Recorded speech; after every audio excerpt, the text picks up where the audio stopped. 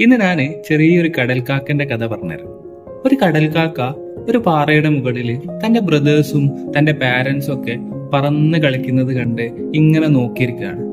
അവന് ഓരോ തവണ പറക്കാൻ വേണ്ടി ചിന്തിക്കുമ്പോഴും താഴോട്ട് വീണു പോകുമോ, അല്ലെങ്കിൽ തന്റെ ചിറകിന് തന്നെ പറന്നുയർത്താനുള്ള ശേഷി ഉണ്ടോന്നൊക്കെ ചിന്തിച്ച് ഓരോ തവണയും പിന്മാറുമായിരുന്നു. അവന്റെ പാരന്റ്സ് ഇത് കണ്ടിട്ട് വളരെ സങ്കടത്തോടെ അവൻ പറക്കാൻ വേണ്ടി അവനെ ഷൗട്ട് ചെയ്യും, കുറെ മോട്ടിവേറ്റ് ചെയ്യുകയൊക്കെ ചെയ്തു. പക്ഷെ ഒരിക്കൽ പോലും അവൻ പറക്കാൻ വേണ്ടി ശ്രമിച്ചില്ല. അങ്ങനെ ഒരു ദിവസം ഇവന്റെ പാരന്റ്സും ബ്രദേഴ്സ് എല്ലാം ഇവനെ ഒരു ദിവസത്തേക്ക് അവിടെ ഇട്ടിട്ട് പോയി. വിശപ്പ് സഹിക്കാനാവാതെ ഇവൻ അലറി വിളിക്കാൻ തുടങ്ങി. ആ ഒരു സമയത്താണ് അവന്റെ അമ്മ ഒരു ചെറിയ മീനിന്റെ കഷ്ണവുമായിട്ട് ആ ഒരു പാറയുടെ അരികിലേക്ക് വരുന്നത്.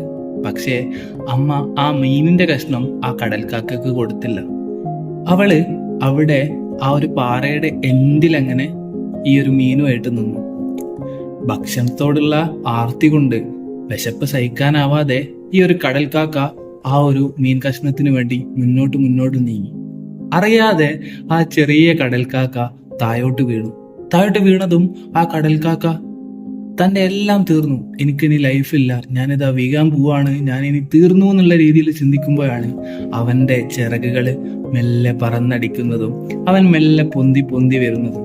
അന്ന് മുതൽ അവന് പറക്കാൻ പേടിയില്ലായിരുന്നു. അവൻ അത്രയും പേടിച്ചിരുന്ന കാര്യം അവന് പെട്ടെന്ന് തന്നെ അവന്റെ ഒരു കഴിവായിട്ട് മാറിയതായിട്ട് മനസ്സിലാക്കുകയും പിന്നീട് അത് അവന്റെ ഒരു ഫ്രീഡമായിട്ട് മാറിയതായിട്ട് നമുക്കിതിൽ കാണാൻ സാധിക്കും.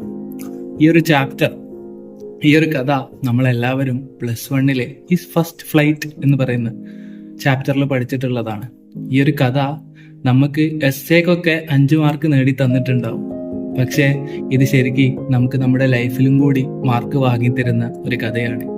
നമ്മൾ ഭയക്കുന്ന പല കാര്യങ്ങളും നമ്മൾ ചെയ്ത് കഴിയുമ്പോൾ നമുക്കത് പിന്നീട് ലൈഫിൽ നല്ലൊരു മാറ്റം കൊണ്ടുവരികയും പിന്നീട് നമ്മുടെ ലൈഫിൽ ഒരു ഗ്രോത്ത് കൊണ്ടുവരാനും സാധ്യത ഉള്ളതാണ്. സോ നിങ്ങൾക്ക് ഈ ഒരു സ്റ്റോറി ഇഷ്ടപ്പെട്ടെങ്കിൽ കമന്റ് ചെയ്യുക. നിങ്ങൾക്ക് അങ്ങനെ എന്തെങ്കിലും ഒരു അനുഭവം ഉണ്ടായിട്ടുണ്ടെങ്കിൽ അത് ഷെയർ ചെയ്യുക. കൂടാതെ നിങ്ങൾക്ക് ഈ വീഡിയോ ഇഷ്ടപ്പെട്ടെങ്കിൽ ഫോളോ ചെയ്യുക, നിങ്ങളുടെ ഫ്രണ്ട്സിലേക്ക് ഷെയർ ചെയ്ത് കൊടുക്കുകയും ചെയ്യുക. അപ്പോൾ ബൈ.